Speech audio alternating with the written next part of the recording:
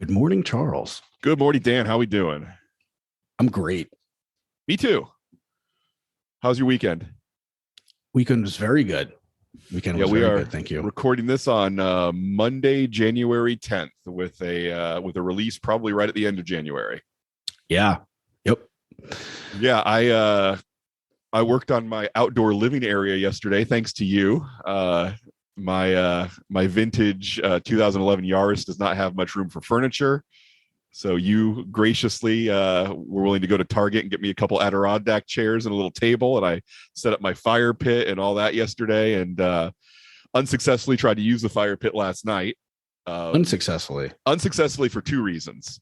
Number one, I got these little fire starters. It's like a little wrap thing, probably about 6 inches. It's some kind of, pulped wood with chemicals in a little paper bag that you set it on fire and it's supposed to start your campfire for you. Was it organic? I doubt. Well, probably not, which obviously is, organic.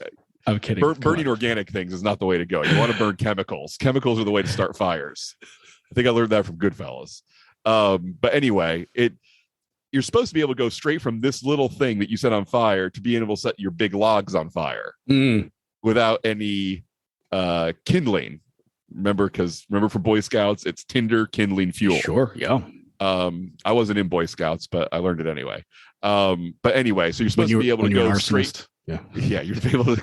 When I was training in arson school, you're supposed to be able to go straight from this little thing to light the fuel. Yeah. The big logs never caught fire.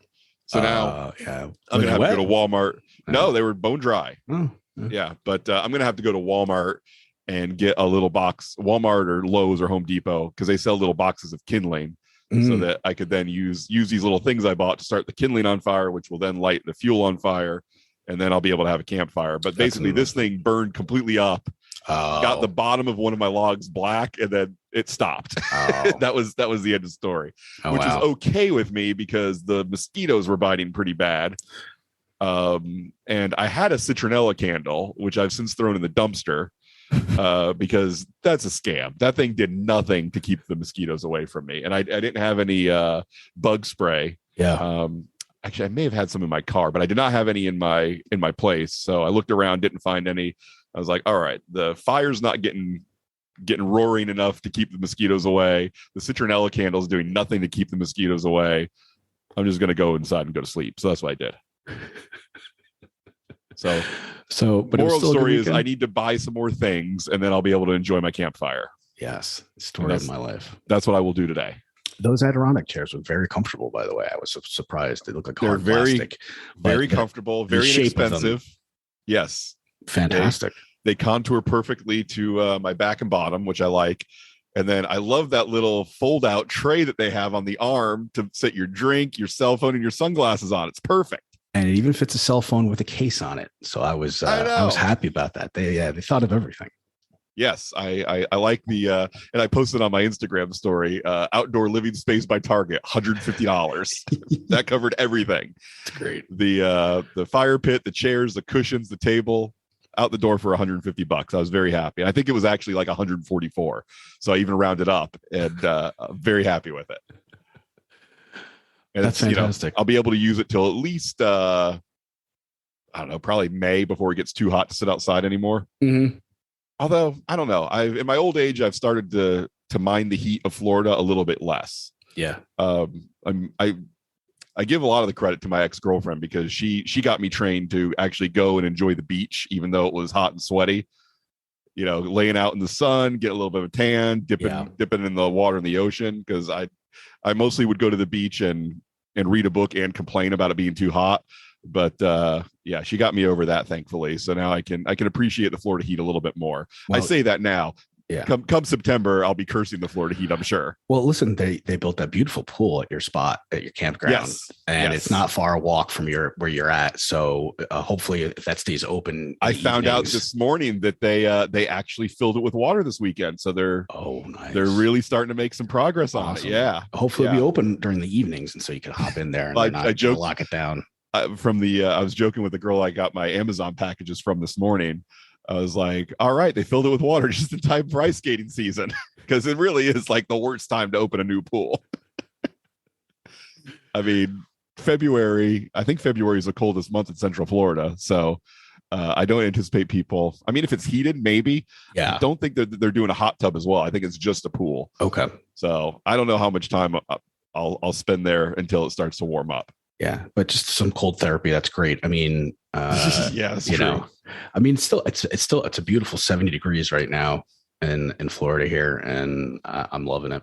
Yeah, it's good weather for getting up and walking around my neighborhood, listening to some podcasts. I got 2 books I want to get through before you and I start doing the audio of the next book we're going to cover for our next season. But so I need to spend a lot of time in my car, and I need to spend a lot of time on my feet so that I can get through these 2 books so that we can start the second one, which will I imagine we will. Let's see. So we're doing chapter 8 today, and I'm not trying to rush us into the book. I still have a bunch of nonsense I want to talk about. We're doing chapter 8 today. We'll do chapter 9 next time. Then I think we should probably do one episode to sort of, do a summary of, you know, what we've learned and what we've heard from other people that we've talked to through the podcast. And that gives me a reminder. Hey, if you're enjoying this, if you're not enjoying it, if you're enjoying our podcast, certainly rate and review us. If you hate it, just send an email directly to us telling us how much you hate it and why you hate it. You don't need to waste valuable review space telling us how bad we are. We can take that personally. Just send an email directly to us at mindfullymasculine@gmail.com. The old Amazon trick, right? You get the thing in the don't go back to Amazon if you've got a problem with this. Go directly to the company, right? Exactly. Yeah. If you don't like it, send us an email. Shut your mouth. If you do like it, then tell everybody. So that certainly applies to this. But so I think we'll do some sort of a wrap up at the end. Instead of chapter 10, since there isn't one, we'll do a wrap up episode, and then we'll tell you what our next book's going to be. We've decided we just want to hold it in to build that anticipation. Mm-hmm. And so but other things to talk about. You and I went dancing Saturday night in St. Augustine. Mm-hmm. Which was mostly fun, a little bit of a mixed bag. Yeah. There wasn't a lot of the dances I like to do. They didn't play a lot of those, but I only know like 2 of them. So it's not their fault. It's 100% my fault for not knowing more. Right. I did review the video you took of me dancing. Wasn't thrilled with it. Not because of your video work. You did fine. It reminded me, I looked like Frankenstein at his bar mitzvah. No, man, but you know what? I'll be honest with you. Don't measure against perfection, measure against where you came from. And if you look at that, you look good, man. Compared to where you started and the videos I was taking from before.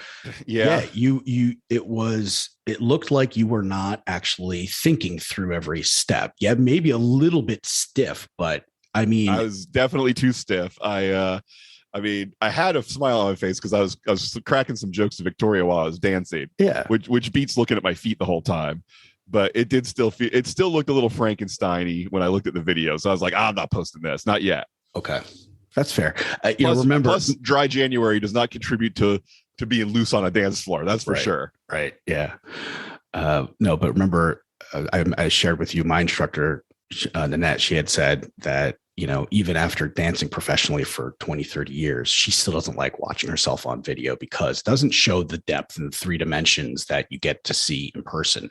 So, when you're looking only 2D, it still doesn't look the way, as graceful as it should, or as good as it should. So kind of keep that in mind as well. But until we can record me in 3D for people with VR headsets, and they are VR headsets, I stand corrected. I falsely criticized you for your use of VR the other day, and that was not appropriate.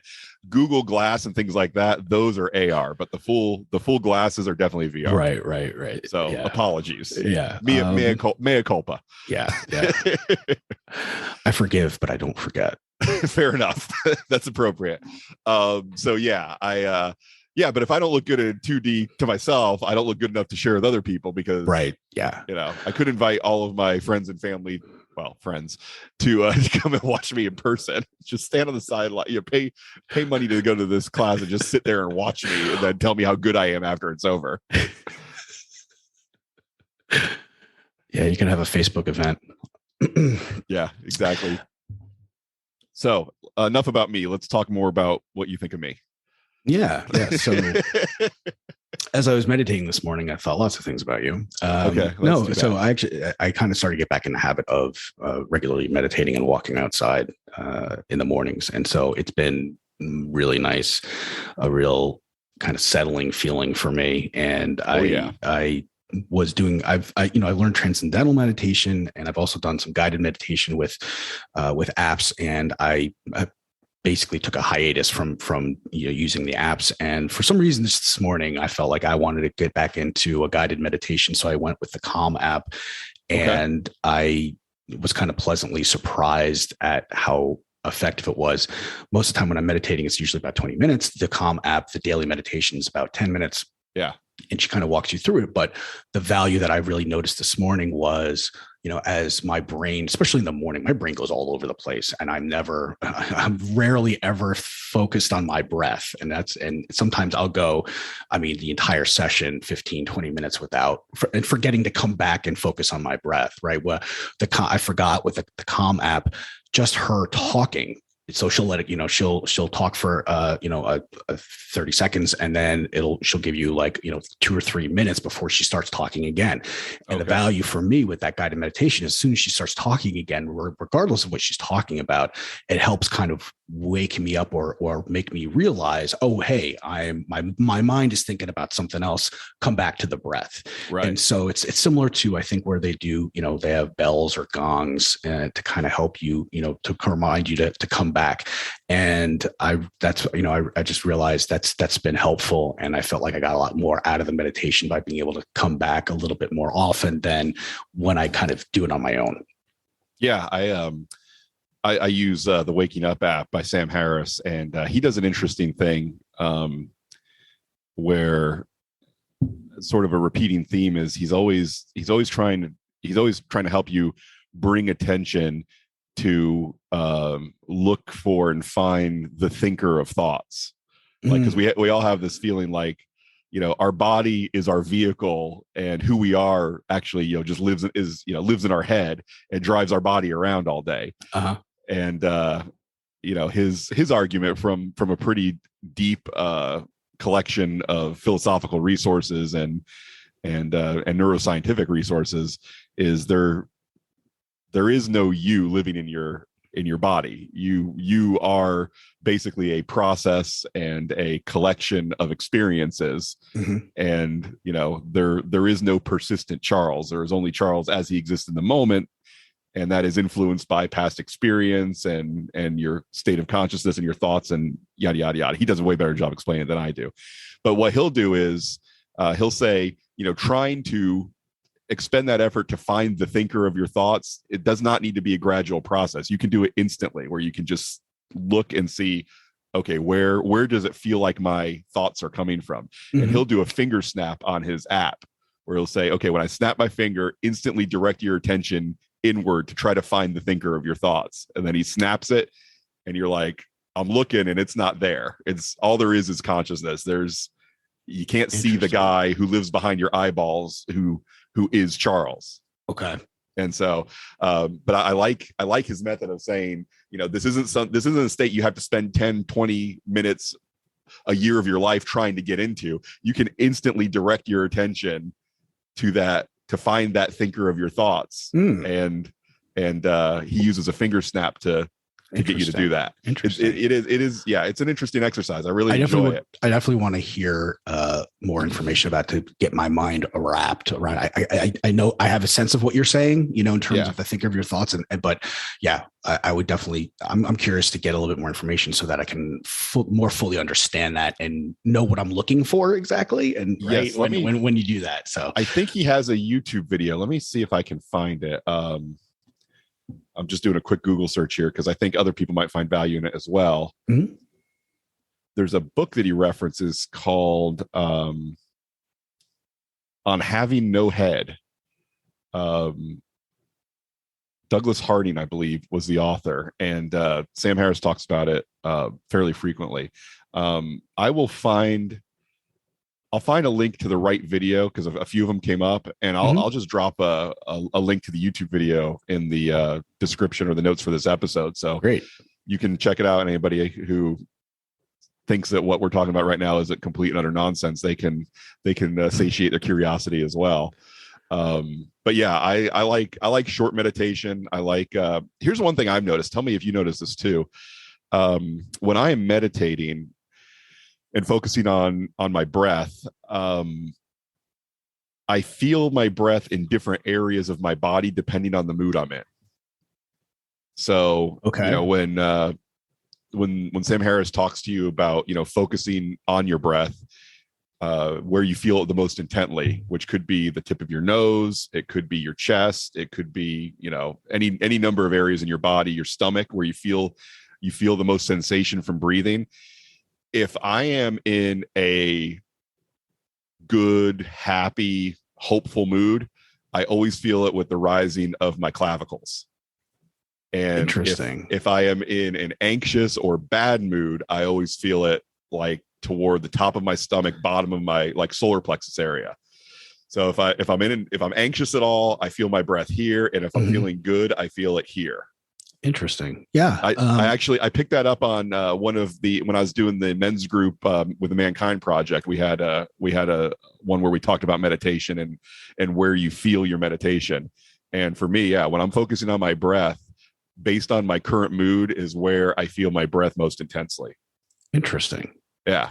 I don't know what to do with this knowledge. I don't know how to convert it to anything useful, but I have noticed it. Well, maybe just noticing it is the use. Well, another thought would be is if you're feeling anxious or whatever, like you said, you're feeling, down in your stomach area, whatever, that maybe you can physically find a way to focus on, your upper diaphragm where where you feel good. Yeah. And maybe kind of one of those where you just move your body until your hormones and your feelings change. Right. So, right. And maybe use that as a way to kind of help shift your mindset and your feelings a little bit, similar to what I'd read in a book where basically about smiling. And one of the techniques was just bite a pencil if you're not feeling good, and just put a pencil between your teeth, and that forces your mouth in that smile position. And that the muscles moving like that, triggers a cascade of hormones and feelings that after a few minutes will actually start to make you feel better. It's kind of crazy. It's kind of crazy that it works that way. Now, for anyone who does end up with lead or graphite poisoning from this exercise, remember, Dan's the one that said it, not Charles. Do not eat the pencil. Do we really need to put that disclaimer on this podcast? I mean, it is the internet, so yeah, we probably do. Yeah. Do not eat the pencil. Don't sit on the pencil. Don't suck on the pencil. Yeah. Don't do anything with the pencil. You know what? Here's a better idea. Use a pen. Use a pen or a stick, maybe. Yeah, just go outside and find a stick. That's the move. That's the move. maybe your dog has a favorite that it likes to use. Just borrow that one. Yeah, maybe borrow some kindling from Charles's bonfire. There we go. Yeah, exactly. But I do find tremendous value out of meditating. We'll do a podcast at some point where you and I talk about our daily routines and what we do every day or what we do every morning. And for me, I've got the list of what I do every morning and the list of what I want to do and should do every morning. Mm-hmm. And the better I am at matching up those lists of what I am doing with what I should be doing, the better my life is. Yeah. So we'll talk a little bit about those routines at some point. And I'm not naturally a big fan of routine. I like a lot of chaos and spontaneity in my life, but there are definitely some things, probably half a dozen or so, that if I do them every day and I stick with doing them every day, I have a better life in every area than if I neglect those things. And we'll either do a podcast or a YouTube video or something. We'll put something out there about the things that work for us and why they work for us, and then people can pick and choose and decide if they want to implement some of those things as well. Yeah, I think that'll be great. I'm looking forward to that. Cool. And so this will be our second episode where we are recording the video, and we will be posting it on our webpage and our YouTube channel, which, just look for Mindfully Masculine in whatever search engine. Hit us up on Lycos or Web Crawler, Ask Jeeves. And Dogpile. Bing. Remember Dogpile? I never used Dogpile. Oh man, that was hysterical. There's actually a little picture of poop on their homepage, and it would basically consolidate all of the search engines. That was the nice thing when when I was working in IT, and we needed, we were looking for solutions, and not all the search engines indexed everything, and we would use Dogpile to find different solutions, because it would just search Yahoo and Google and all those at once. So that was. I was before Google, I was a big Alta Vista guy. I found Alta Vista was one of them to search. Yeah. Everything I needed to find, I was pretty much able to find on Alta Vista, and then Google came along and just destroyed everybody, obviously. Basically. So but that'll be a fun episode to get into. What else will be a fun episode to get into with the right mindset? This one. All right. This is version 2 of attempting to cover this chapter for our listeners and now our viewers, because the first time we did it, we went long.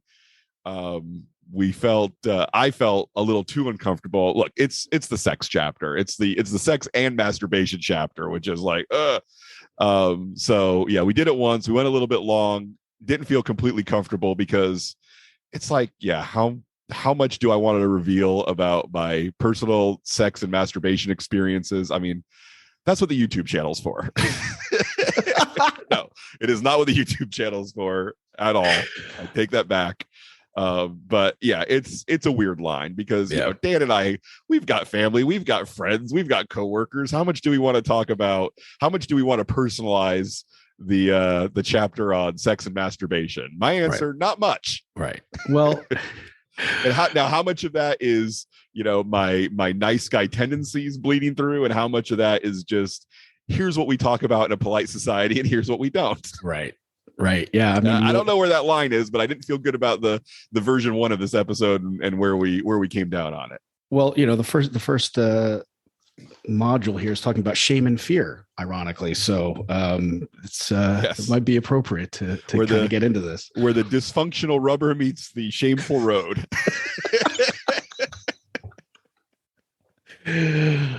So the title of this chapter 8 is "Get the Sex You Want: Success Strategies for Satisfying Sex." That's a lot of consonants with the S's right there. All right, I don't want to keep distracting us with this. Let's get into this. So okay, So Dr. Glover starts out by saying, "Look, all of those negative aspects of the nice guy mindset, the nice guy paradigm, they all pretty much are at their worst when it comes to a nice guy in his sex life, right? And nice guys typically are very open about the fact that they like sex. They want to have good, frequent sex, but most of them, voice some disappointment with the status of their sex life, and that disappointment would be they don't get enough.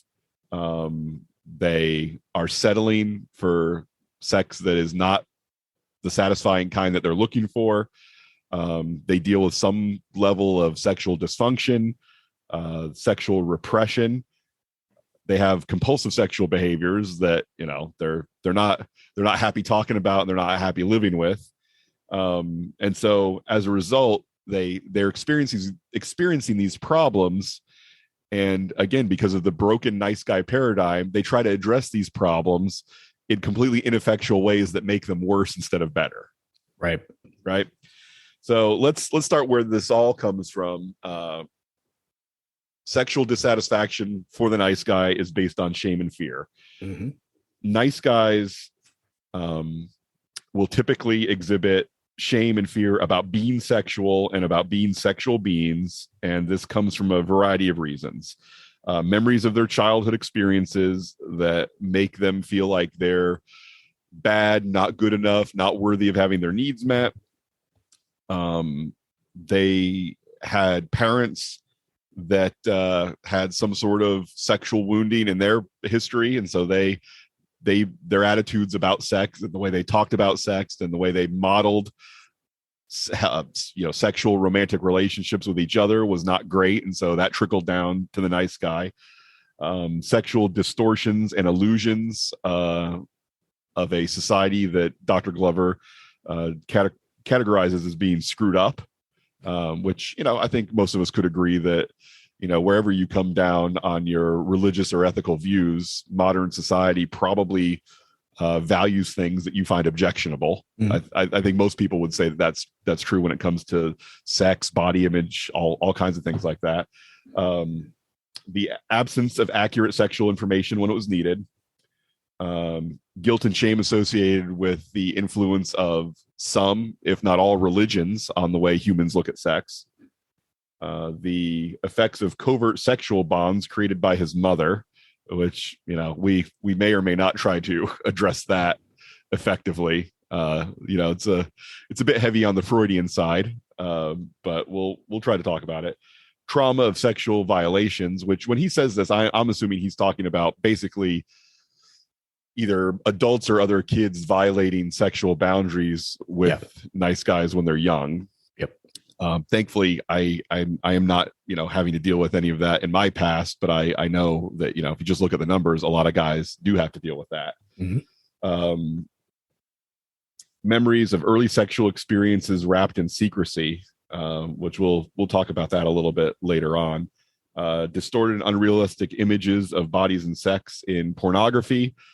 And it's not just pornography. I would be willing to argue in the space of celebrity in general, there are going to be distorted and unrealistic images of bodies and sex. You don't have to just be, a devoted connoisseur of pornography to see that, society and celebrity and the media depict sex and bodies in an unnatural way. I agree. Shame of hidden compulsive behaviors and memories of previous sexual failures or rejection. So so basically every time a guy finds himself, a nice guy finds himself in a sexual situation, all those things, that whole list of things we just talked about kind of bubbles up to the surface and influences how he feels and how he behaves. So as a result, a nice guy will have some avoidance and distraction mechanisms that will jump in and get in the way of a satisfying sexual experience. And he lists those, and we'll list them out now, and we'll go into a little bit more detail on each of them. So avoiding sexual situations and sexual opportunities, a preoccupation with trying to be a good lover, hiding compulsive sexual behaviors, repressing their life energy, and settling for bad sex. So let's jump in and talk about each of these and spend a little bit of time talking about why these get in the way of a sexually satisfying life for Joe Nice Guy. Okay, so first, avoidance of sexual situations.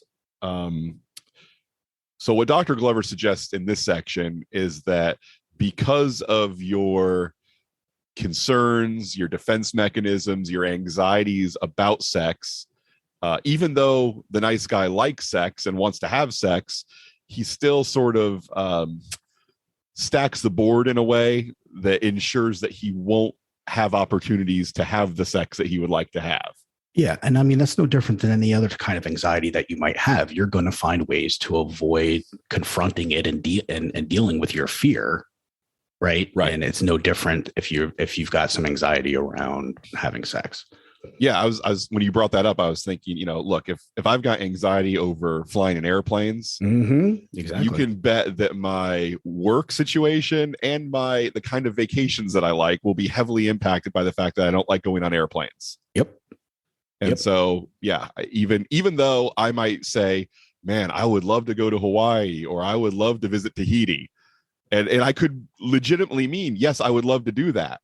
But I will constantly find ways to avoid situations where that could become a reality. Either I will, plan a road trip with a family instead, or I'll, suggest a staycation or whatever. I will find a way to avoid the thing where my destination has a big chunk of anxiety between me and where I say that I want to go.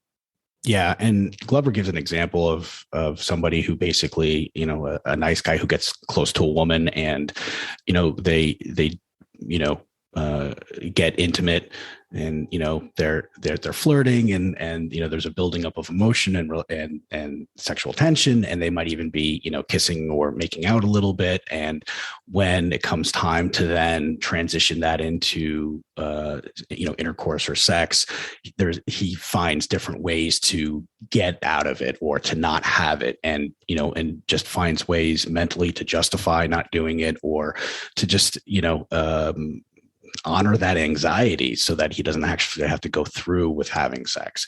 And the problem with that then is now you're adding a lot of confusion to that relationship with whoever you're right. being intimate with, and that is going to then it's going to be unhealthy, and it's going to be difficult for that guy to even communicate that. And now he's being inconsistent. He's not living in integrity, because now there's going to be he's not going to be comfortable talking about that stuff with that person. And you know what, you're adding some trouble. And this may be an appropriate opportunity to jump back to what he said about that. Let me find it in the effects of covert sexual bonds created by his mother. Okay, so let me describe a scenario, and you can tell me if, and I'm just coming up with this off the top of my head, so you tell me if this makes sense.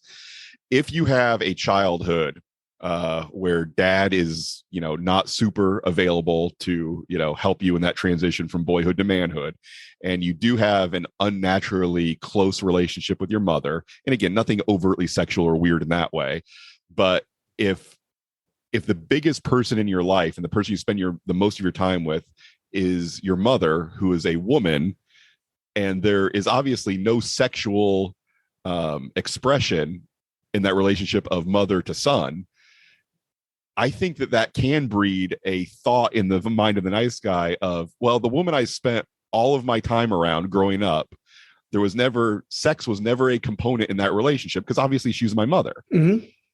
So I'm going to come out of childhood with this idea that women think sex is bad and women are not interested in sex, because the only relationship that I had in my life was a close one with my mother that had absolutely zero sexual component. And I didn't get to watch my mom and dad model a romantic or sexual relationship with each other.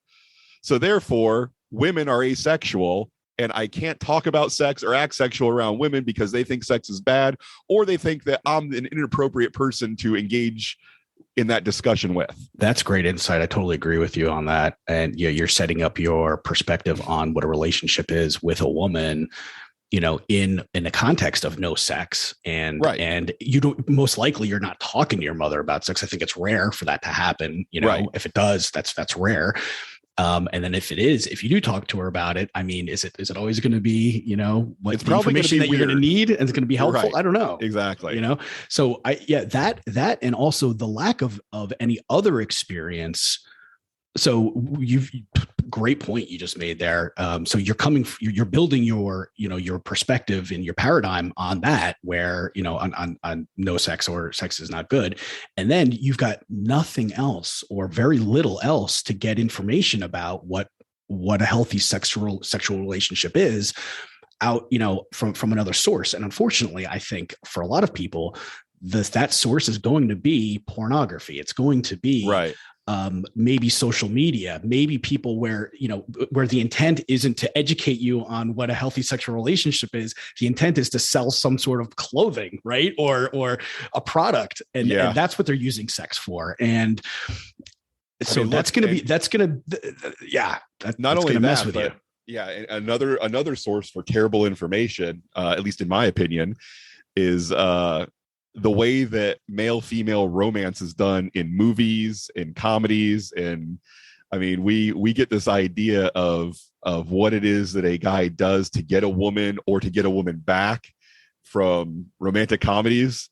And it is completely not the way it actually works. And that's another idea you and I have had for the podcast about reviewing popular culture, movies, TV shows that focus on relationships, and what they sort of, screenwriters sell an idea of romance that doesn't really translate to real life in most circumstances. And I think we might get into that a little bit more down the road, because there are some really entertaining, really valuable pieces of popular culture that have nothing to do with the way life actually works, Right. From Disney movies all the way up to romantic comedies, and we can talk about that. But going back to my impromptu theory on sexual relationships and the way women think about sex based on boys and their connection to mom, let me again offer the disclaimer of, look, am I a genius? Objectively, yes, I am. I mean, there are ways to test for it, and I pass all of them. However, I'm also very humble. And so we need to keep in mind the idea that I am an uneducated genius with a lot of opinions. So there are certain things in this world that seem to make sense to me, and I will occasionally have a brilliant insight about. But on the other hand, I will often just talk out of my ass because something makes sense to me. So the good news is we have plenty of well-educated therapists, counselors, psychologists that listen to us, and they can tell me exactly how right I am or how crazy I am talking out of my behind. So, and they all have our email address. And that being said, we are going to be interviewing a few of those after this book series. We're done with the book series. So yes, I'm sure they will solicit their opinion about your statement. I would love to hear them weigh in on whether what I came up with here is another brilliant insight or another brilliant pile of horse poop. So dog pile. Yeah. Yes, I will be curious to get their opinion, because again, I do love impressing myself with these new theories that I come up with, but they are only coming from a place of this is common sense. This seems like it makes sense, and I could be completely wrong. But logically and based on my experience, again, I'm certainly no genius or therapist by any means, and have no certifications in that area. But logically speaking, thinking through it, my own experiences, it lines up in my mind as it's absolutely, to me, a factor. It doesn't mean it's the answer for everything, but what you how you kind of put that together, I see that makes a lot of sense, actually. So it does to me as well. I'm standing by it. I try to stand by my opinions until a better opinion comes along, and then I dump my bad opinion as quickly as I can, because I've talked about this with my friends plenty of times. I hate being wrong so much that I'm willing to ditch my wrong opinion as soon as I'm proved wrong. Okay, so speaking of opinions, I want to hear yours about the next topic, which is Glover says that trying to be a good lover prevents nice guys from getting the sex that they want. Yes, absolutely. So my secret is I try to be a bad lover, and it's been working great. I've completely met that goal, and it's really turned my life around. Yeah, I don't like the way he says being a good lover prevents you from getting the sex that you want. I think you can be a good lover and still have phenomenal sex. Yes, what I think he's talking about here, and I'll be happy to speak for Dr. Glover since he's not on the podcast. He refuses to return our emails. But what I think what he's talking about is the attachment to the reputation of being a good lover. I think that's what I'm saying. Okay. I think it's not about, yes, I want to have sex with women. I want to have the kind of sex with women that the women also enjoy. I think that's a good thing. I think that is something to strive for. But the idea of, feeling that one of the ways you differentiate yourself from other men, because we talked about that last week, is nice guys, they want to feel like, hey, I'm better than other men because I do X, Y, and Z where they don't. And one of those is, I care about a woman's orgasm. I care that she has a good experience having sex, and I'm better than other men because I care about this thing. I think that's what he's talking about, is what gets in the way of the satisfying sex you want. Yeah. Yeah. And he kind of goes into detail where he says people, the men can, nice guys can kind of obsess with, focusing on, bringing the woman to orgasm the entire time and not care about him having an orgasm at all, and focusing exclusively on her needs. And he tells a couple of stories about a patient that, basically was like, hey, if my girlfriend said, to set myself on fire, if that would, bring her to orgasm, I'd do it. No problem. My orgasm doesn't, it doesn't matter, that I'm enjoying it. And and kind of like, again, just focusing Yeah. exclusively on her needs and being that good guy and having that reputation, and wearing that as a badge of honor and saying, hey, I'm not like other guys. I'm so focused on somebody else that I'm ignoring myself. Yeah, and I don't think that's what women are looking for either. Like, they right. I mean, I would think at some level every person would want to say, hey, I feel valuable because I can contribute, and I can, I'm enjoying this. My opinion of it would be that, yeah, both partners are enjoying the experience with each other, and right. that means the other person, they're enjoying that the other person is enjoying themselves as well. Right, because I mean, if you are as a man, if you're a lover that only cares about your partner's experience and not about yours not about yours at all, or the experience you're sharing together, yeah, then I mean, you're essentially, a vibrator or a sex robot. And, basically, right. And while women could enjoy that, they don't want a partner bond to one, I mean, not until the robots get better, at least. So yeah, I think it is the attachment of, it's so important to me that she thinks I care more about her experience than my own. I think that's what Glover's talking about as being the unhealthy thing that gets in the way of a man enjoying good sex with his partner. Yeah, you're basically diminishing all value that you have for yourself when you do that. And who wants to be with somebody who doesn't think they have value, that doesn't display some sort of value? Right. Yeah, nobody. It's unattractive to be around thirsty people who, all they're looking for is their next drink, and they're willing to say or do anything to get it. It's like, I mean, we've talked about it in previous episodes. In high school, college, your friend group, you probably had that person who wanted to be in your friend group, but wasn't quite inside your friend group. And so they were just, saying and doing whatever they thought everybody wanted to hear so that they could hang out with you. Mm-hmm. And obviously you and I are too cool to ever have been that person, but I'm sure we've had some experiences with people like that, and it's a bummer. Yeah. I mean, I certainly was that person in high school and college, not usually with other guys, but with trying to get the attention and affection from girls. Absolutely. Yeah. It's like, tell me what I have to say or do. Tell me, what I need to be so that you'll give me the time of day. I mean, late teens, early 20s, I still had some of those tendencies, and yeah, did not lead to success. Yeah, I had moments of that in high school and junior high. Absolutely. And and then you figure out, okay, this isn't working. This isn't working. I mean, trial and error.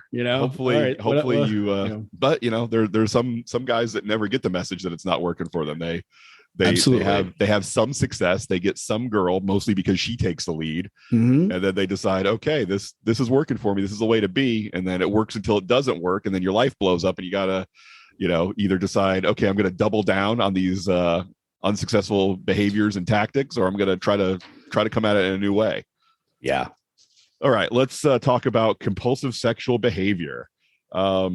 So I believe what Glover's talking about here is, he dates the book a little bit by occasionally referencing things like peep shows and 900 numbers. Well, right. This was written in 2003. Right. So that was still kind of around a little bit at that point. Right? I think we were coming to the end of it even by the 900 numbers for sure. Yeah. Where, I guess Times Square, I think they were pretty much over peep shows by then, didn't Giuliani already clean things up? I think so. I think, by then. Right. Yeah.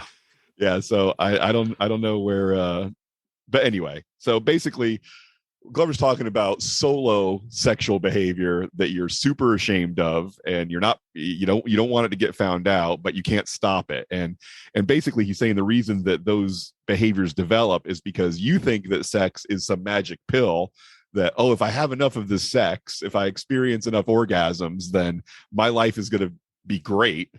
And I'm not going to have to deal with, difficult times or awkward situations. I just need more sex and everything will be fine. And it's like, well, no, sex isn't that magic pill that solves all your problems.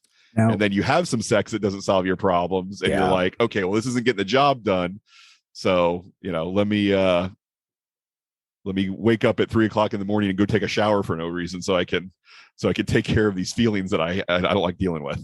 Well, I mean, in all fairness, I don't know all of the hormones that get released after an orgasm or during orgasm, but I'm assuming some of it is dopamine.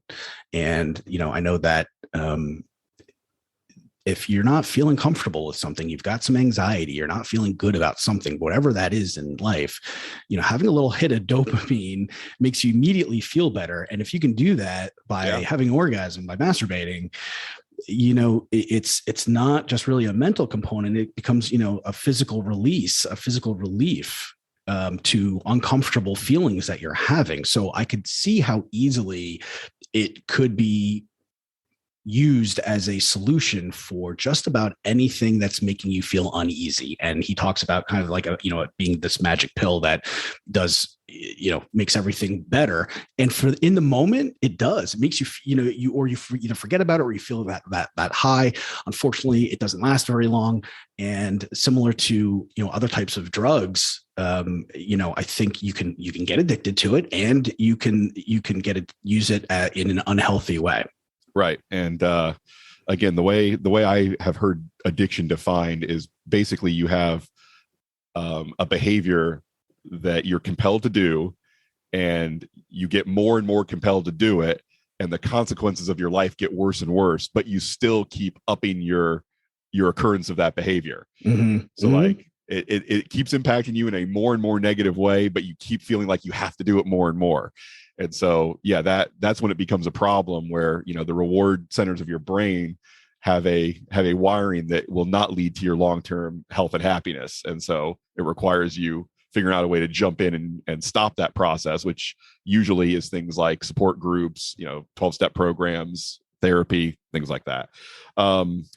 He has an interest. I just highlighted something in my book here that's a theory that he's come up with, which is that the nicer the guy, the darker the sex secrets, which makes sense. I would, again, and we've talked about, we've referenced this before, at least I have, that a lot of the label of nice guy that he uses in the book doesn't apply to everybody. That this paradigm and these things, like there are guys who have a lot of the problems this book mentions, myself being one of them, where I am not overly concerned with people thinking I'm nice. Mm-hmm.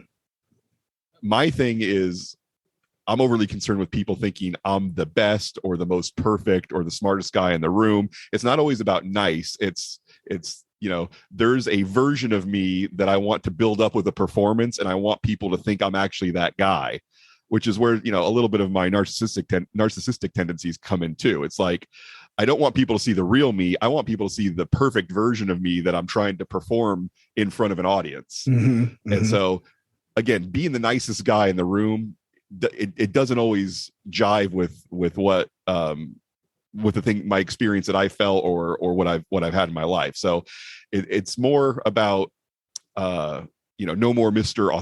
Inauthentic guy, I would say would apply to me.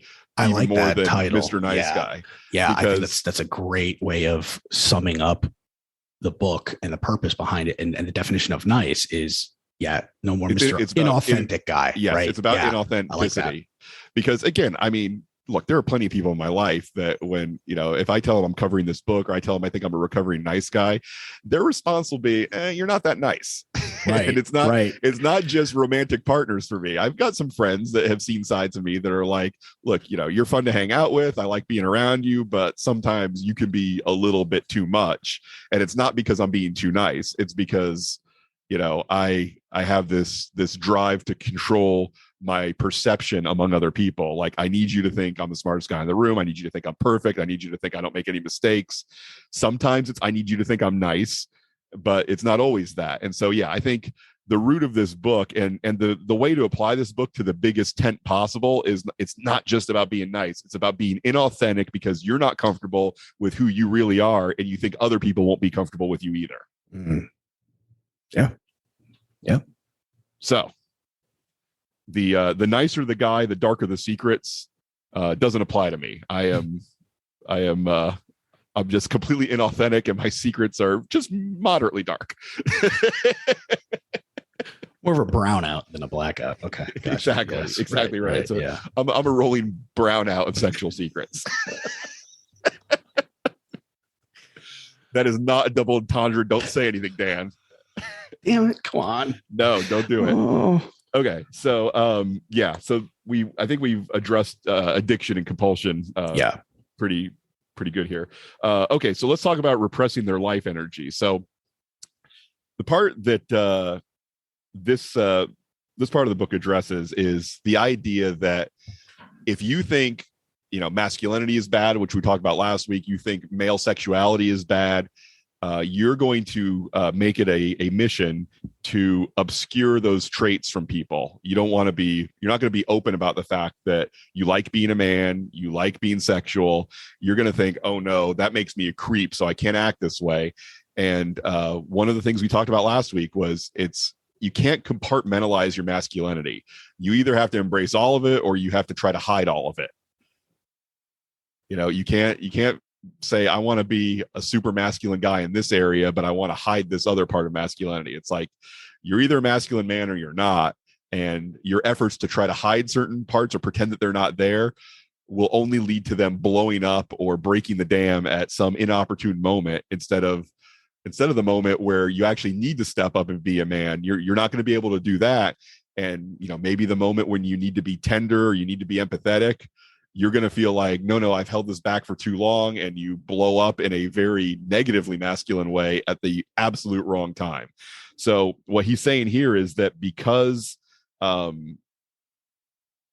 nice guys have this attitude of my sexuality and my masculinity are bad, I need to hide them.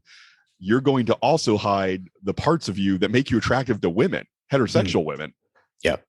And so the one thing he mentions is that it's not uncommon for nice guys to believe that any woman would be lucky to have them, while simultaneously wondering why any woman would want them. Yeah. Because you have this internal conflict about who you are, what you're about, and what it is that makes you appealing. Where I'm having a little bit of a trouble understanding is, because he didn't really explain this, and maybe you can kind of help shape this and remind me here. The beginning part of that statement is why is it uncommon for nice guys to believe that any woman would be lucky to have them? Because they're different from other men. Because I don't have all these negative traits that other guys have. Thank you. That's great. Yep. I care about being a good lover. I care about listening to your problems. I'm not just all about, going out and having beers with the guys. I'm being the perfect guy. I'm being the perfect guy. So any girl would be lucky to have me. Yep. No, that makes total sense. Thank you.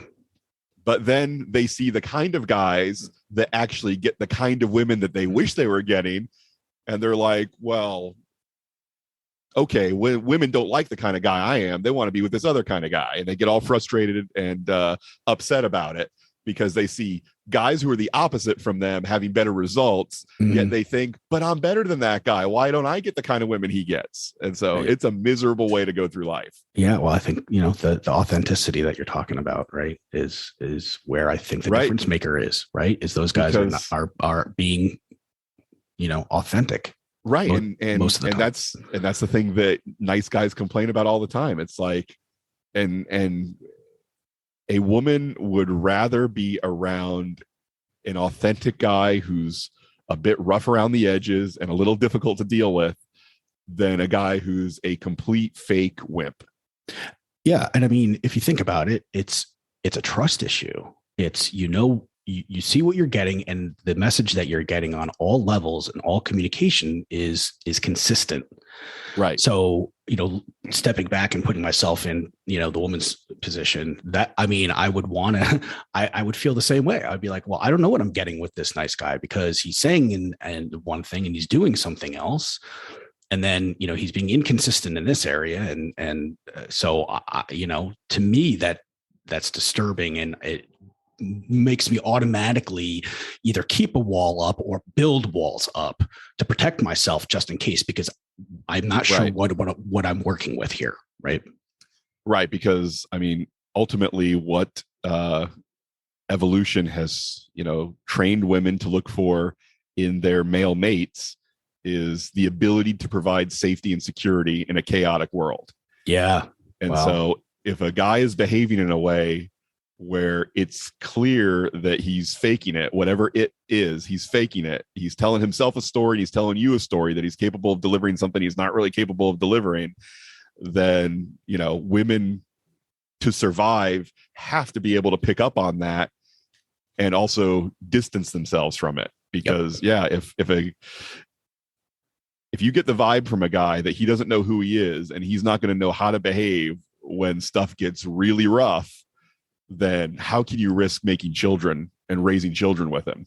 No, you can't. Yeah.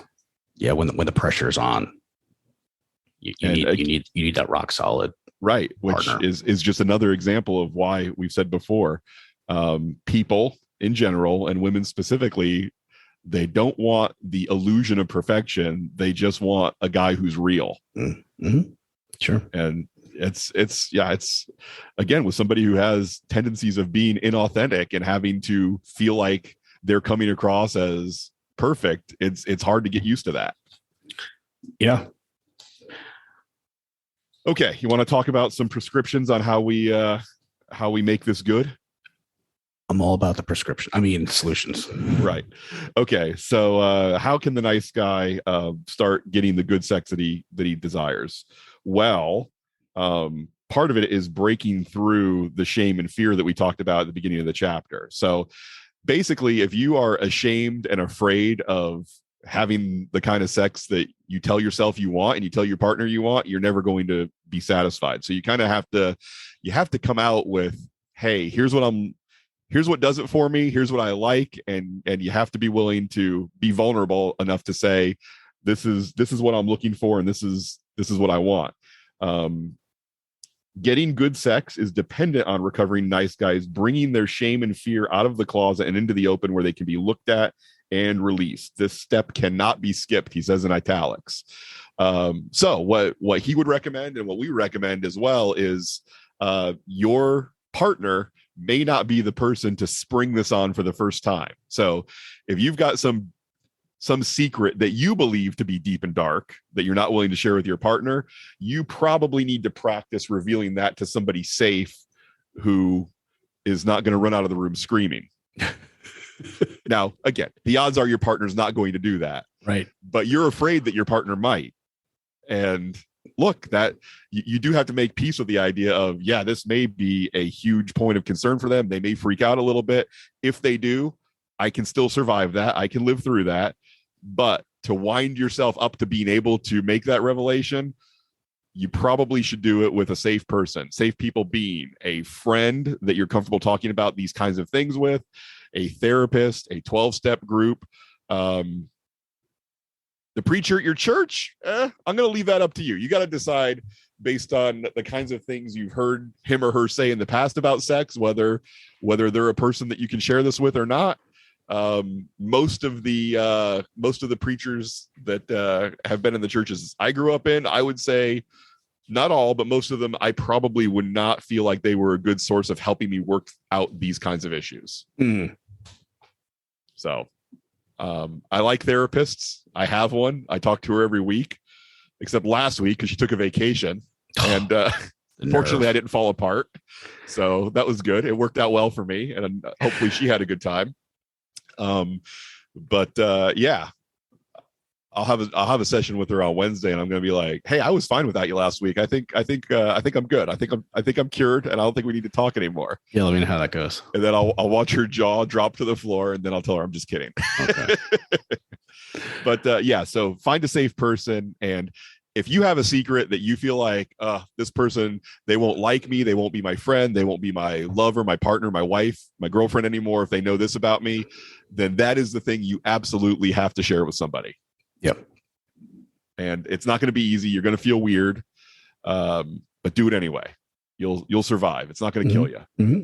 But again, don't start with them. Start with somebody who's less invested and try it out on them. And again, therapists are great. I mean, when you're paying somebody to listen to you, you can say whatever you want to them. It's a great system. Okay, so that's one thing. Basically, let go of the fear, let go of the shame, reveal yourself to somebody safe, and see how it goes, and see that you can in fact survive it. That's one step. The next step is take matters into your own hands. Haha, clever way to talk about masturbating. Yep. Dr. Glover's prescription for healthy masturbation for nice guys seems to seems to underscore the fact that he believes nice guys all have some kind of compulsive sexual behavior that is an addiction that they need to get through, right? And so as a result of that, his version of healthy masturbation is masturbation without pornography, without fantasy, and without orgasm. Yeah. Now, as someone who does not have a condition that he is trying to, an Right. addiction that he's, or compulsive behavior that he's trying to work through, what Dr. Glover describes as healthy masturbation sounds an awful lot to me like a waste of time.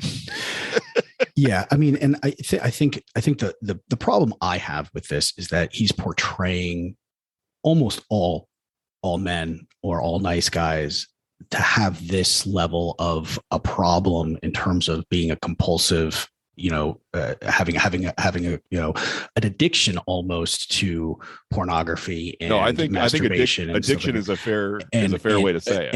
And I know, I mean, I can't imagine that is accurate. And it might be his limited experience, but I think because the prescription that you just described for, he's kind of saying all nice guys should be doing it this way. And then he also says that, to have, when you're having like what healthy sex is, he also says you shouldn't be fantasizing and during sex. And I disagree with that. I think that makes it, that's part of a healthy sexual relationship. He also talks about healthy sex not having two orgasms as the desired end result.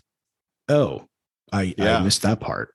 Interesting. He basically, he takes attachment to outcome very seriously. Yeah. Even to the point where he says you shouldn't be attached to the outcome of you and your partner both having orgasms when you have sex. Now, I mean, I understand that you should enjoy the journey, right? And that's part of during sex. Absolutely. And, sometimes maybe there isn't an orgasm, whatever, but I feel like if you are focused on not having orgasms, that seems a little bit extreme to me.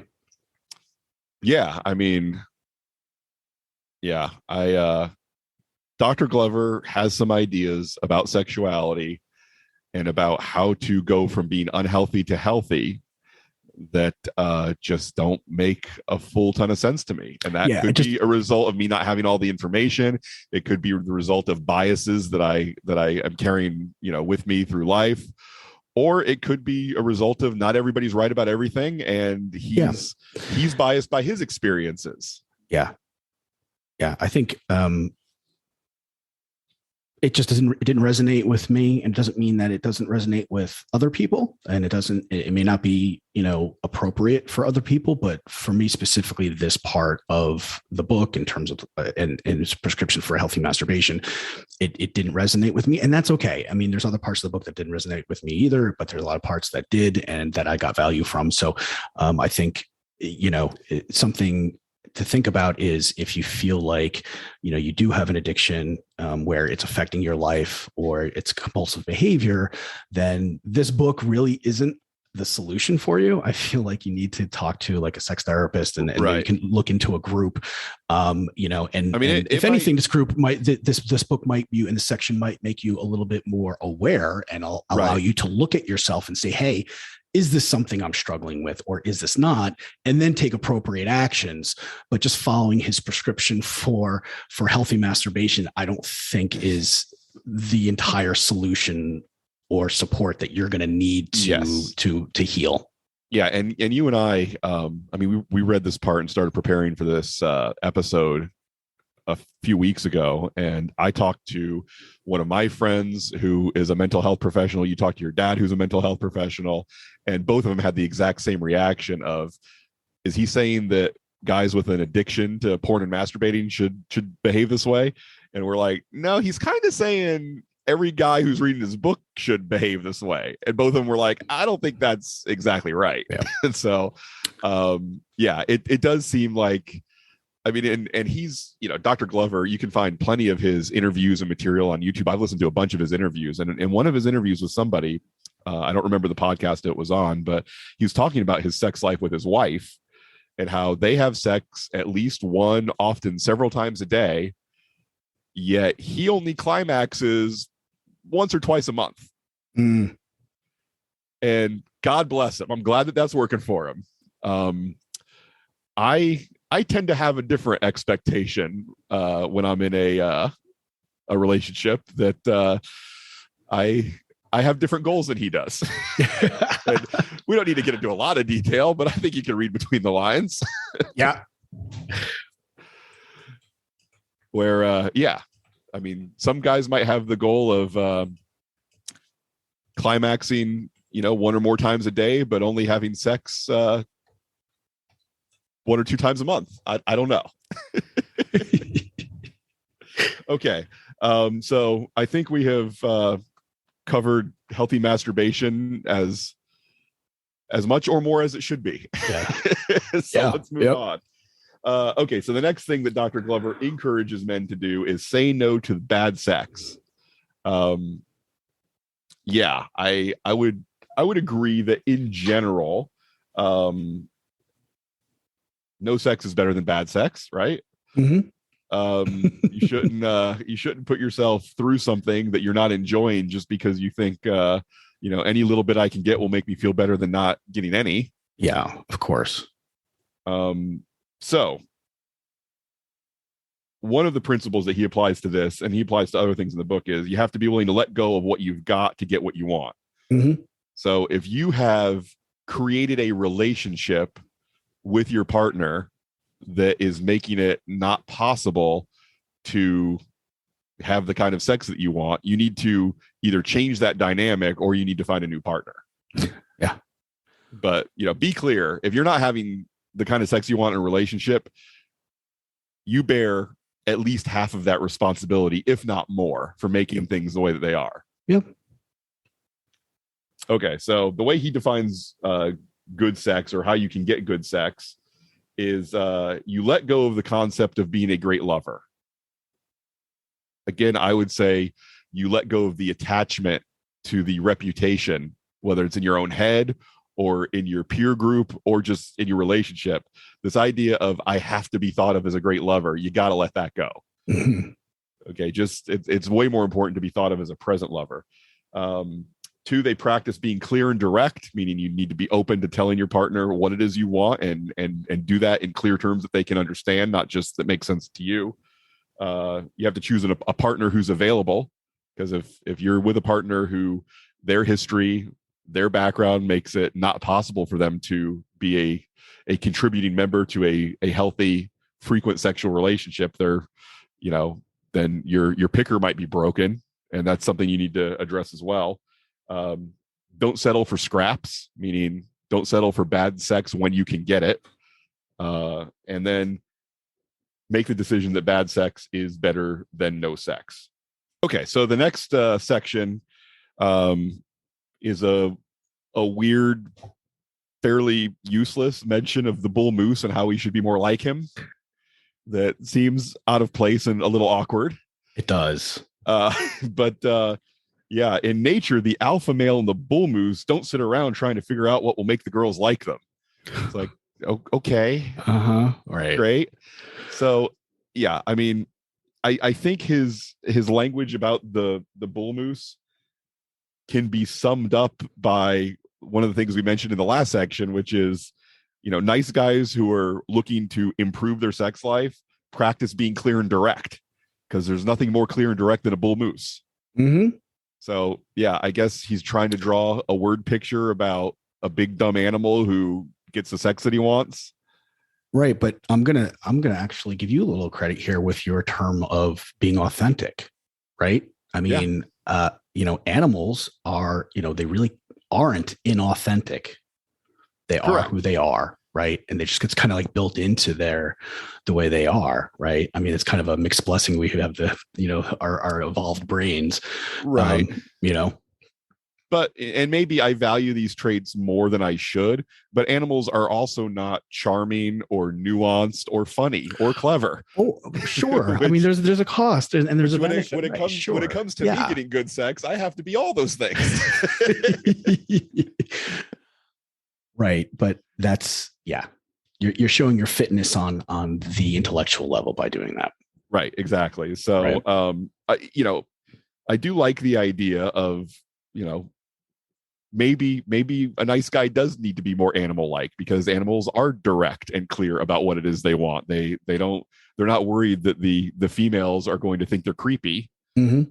They're just like, hey, I'm gonna do this dance, I'm gonna stomp my foot, I'm gonna make this bugling sound in the case of an elk, and you're gonna know exactly what it is I'm looking for. Yep. And so yes, maybe there are things about animals that we can learn from, but I like what he says in this section. I mean, the whole section is not without worth. He says self-respect, courage, and integrity looked good on a man. And so, yeah, being authentic and open about what you're looking for, and that you are a man and you like sex, that will certainly help you attract the female of your respective species. And I mean, obviously, this podcast is catered mostly to Homo sapiens, but my cat hears it as well. So if he wasn't neutered, this might be good advice for him.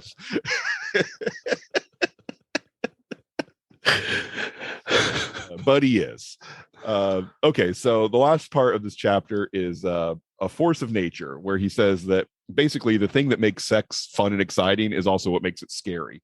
It's powerful, it's chaotic, and it's wild. And if you have taken all of the power, chaos, and wildness out of your sex life with your partner, neither of you is having as much fun as you could be. Yeah.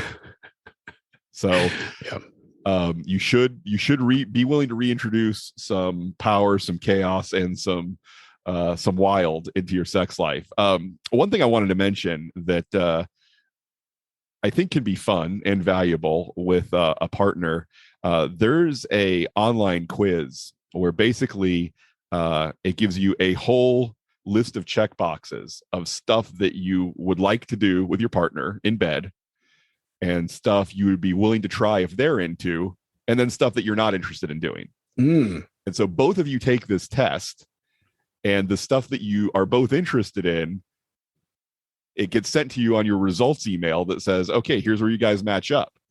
And so if anybody has a no, I'm not interested, it doesn't come up on the list. But if somebody is like, yeah, I'm willing to try that, and the other person is like, I would definitely want to do this, then it'll come up and you'll see that one of you has interest in that area. So it can be a very low impact way of saying, hey, there's some stuff I might want to get into that we're not currently into. That's a great way to start the conversation. Yes, I agree. The best way to start the conversation is take the stuff that you feel is really weird and really dark, and talk to your safe person about it first. Yeah. And then when it comes to the conversation with your partner, you could use one of these, like one of the ones I've used is Mojo Upgrade. And I think it's just at mojoupgrade.com. Mm-hmm. And it's got two different ways you can take it. You can take it where you're both at the same computer and one of you takes it first and the other one sits down and takes it, or you can send them a link to it where you can both take it separately, and then you can come up with a list of, yeah, here's some stuff I want to get into, and if you're down with getting into it, I'd like to get into it too. Now, if you're a horrible person, you can cheat and say yes to everything, and then that will show you what they've said yes to everything on, even though you have no willingness to do it, some of those things. So guys, don't do that. Ladies, if you're listening, don't do that either. Be honest about it, and then work from the list that comes up. And if the list that comes up is like, there's a whole bunch of stuff I said yes to, and she didn't match me on any of this stuff, or he didn't match me on any of this stuff, then it's time to have a conversation of, I need to know if you're willing to be a little more flexible, or if I, need to find somebody else to meet these needs. Or maybe that's an opportunity to consider going to couples counseling. Right. And having, a professional, safe person kind of guide you guys through some of the things that you're concerned about, some of the fears that you have around some of those things that you're not compatible with. Right. And Dan mentioned, you mentioned specifically earlier, sex therapist. I would encourage everybody, don't assume that your sexual issue is beyond what your regular therapist can handle. Yeah. I mean, if you have a trusted regular, if you already have somebody, or if you're even looking for somebody, go find somebody who's general purpose, unload all of your weird sexual stuff on them as you perceive it to be. I'm not saying that it is weird, but as you think it's weird, unload it on them. And if they say, whoo, you need to go, we need to refer you to a specialist, then by all means do that. But I think most therapists are probably pretty qualified to handle the stuff that you think is super weird and shameful that nobody is into. They've probably heard stories before that are way crazier than what you like. Yeah, and I'm not saying that to minimize your experience or say, you're not special, you're not as crazy as you think you are. You very well could be. But I'm just saying, your therapist who's been doing it a while, who's been doing it professionally, your thing is probably not as weird as you like to think your thing is. Yeah, absolutely. If you have that trusted advisor already and that safe person, absolutely go to them first. Yeah. Or if you don't have anybody and you're trying to find a sex therapist and they're not covered by your insurance, or they can't see you till next June, good point. Then just find what's essentially a general practitioner in mental health. Yeah. Talk to them, tell them what you're going through. I promise they're not going to start crying or screaming when you tell them what you're into. But if it is beyond the scope of what they can handle, they'll say, all right, good news. I got a friend who's also in this line of work, and I can introduce you to them, and you can talk to them about this issue, and they'll tell you exactly how you should handle it. So definitely do that. So what we'll do is, I've been saving up some of my really weird sexual stuff. So when we get my therapist on the podcast, I'll spring all of it on her. We'll see what she does. You're just trying to get a free therapy session out of this. Yes, exactly. I'll be like, hey, I'll instead of paying you every week, why don't you just be a guest on our podcast, and I'll let you know how my week's gone. Quid pro quo, Clarice. Yeah, we can. I can get you at least one new client, and you can fix all my problems for free. Sound like a good deal? Great, let's do it. Okay, Dan, do you have anything else you would like to share about sex or masturbating that we haven't already covered? No. I think I have less I'd like to share. Let's undo some of this. Yeah, we'll see what makes the cut. So I think I might be willing to let version 2 of this episode out. What do you think? I'm happy with it. Yeah, me too. Yeah, whether our listeners will be happy with it, that's their problem. I don't like to pry, but as far as I'm concerned, it's good enough. Yeah. So that being said, we are going to wrap this one up, and we are going to be addressing on our next podcast, we're going to talk about chapter 9 of No More Mr. Nice Guy, getting the life you want, discover your passion, purpose in life, work, and your career.